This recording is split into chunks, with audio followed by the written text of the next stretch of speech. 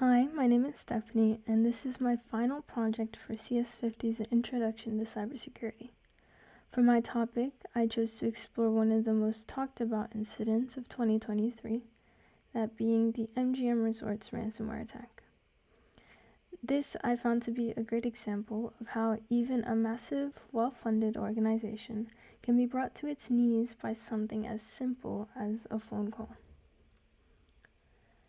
In September of 2023, MGM Resorts International, which owns some of the biggest hotels and casinos on the Las Vegas Strip, suddenly had its operations disrupted across multiple properties. Guests couldn't check in, room keys stopped working, slot machines went offline, and the company's website and booking system were completely down. We'll talk more about this later. The attack ended up costing MGM over $100 million in lost revenue and recovery costs. And that's not even counting reputational damage or regulatory investigations. So let's start with who was behind this. This attack was carried out by a ransomware gang known as ALPHV, also called Black Cat. They worked with an affiliate group named Scattered Spider, and they were a younger English-speaking crew that specializes in social engineering. So this basically means that they trick people into giving them access. This wasn't a super technical hack involving exotic code. It was more of a psychological one. And here's the crazy part. The attackers didn't even need to break through any firewalls or exploit fancy 0 days. They just called the IT help desk, pretending to be an MGM employee, and asked for a password reset. They had gathered real employee information from LinkedIn and other public sites to sound convincing. And within about 10 minutes, they were inside MGM's network with valid credentials. That single moment of trust was all it took to open the door. Once they were in, they moved pretty fast. They escalated privileges and explored MGM's internal systems. They then began deploying ransomware. This is a type of malware that encrypts data and locks the users out. It spread across servers and that handled hotel check-ins, slot machine management, and digital room keys.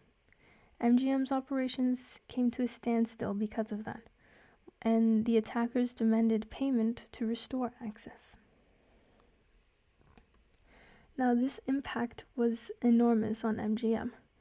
The guests couldn't check in digitally, and it caused lines to form across lobbies. And even casino floors had slot machines displaying out of service. Employees had to revert to pen and paper procedures, and the company's stock briefly dipped. MGM estimated the financial cost to exceed over $100 million, and both federal and state regulators opened investigations. Beyond the money, the attack damaged customer trust, especially because MGM had faced earlier breaches in prior years.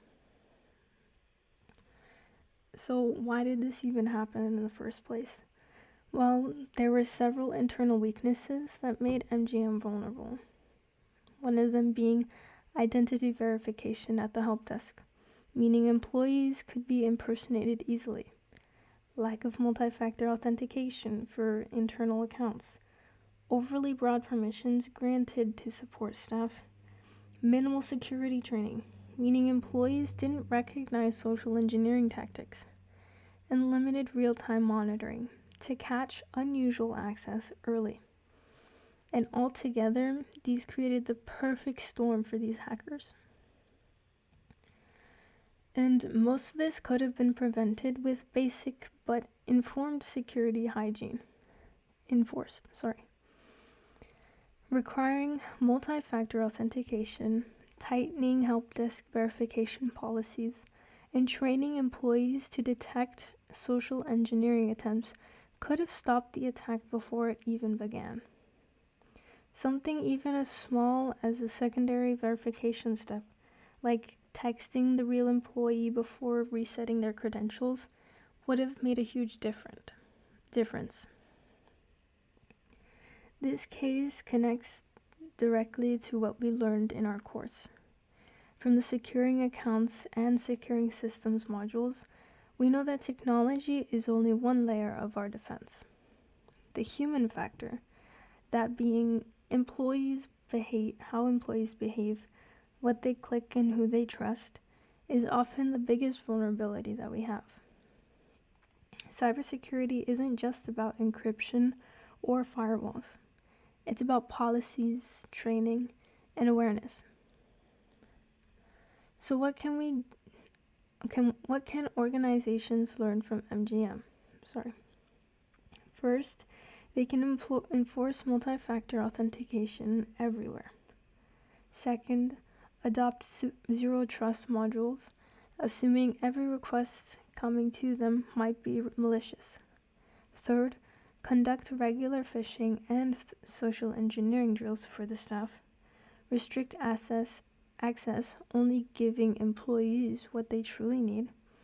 Keep offline encrypted backups, ready for fast recovery. And last, maintain a trained incident response team, ready to act within minutes and not days. These are practical, realistic steps that can prevent multi-million-dollar losses. These are some of the main resources that I used for my research.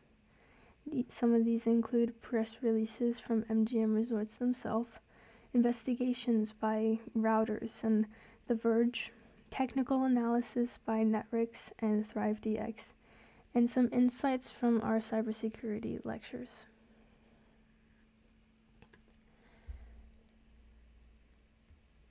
In the end, MGM Resorts' attack shows that cybersecurity isn't just about having strong technology. It's about having strong people. One phone call can undo millions of dollars in defenses if employees aren't trained and systems aren't verified. Thank you for watching my presentation on MGM's Resorts ransomware attack.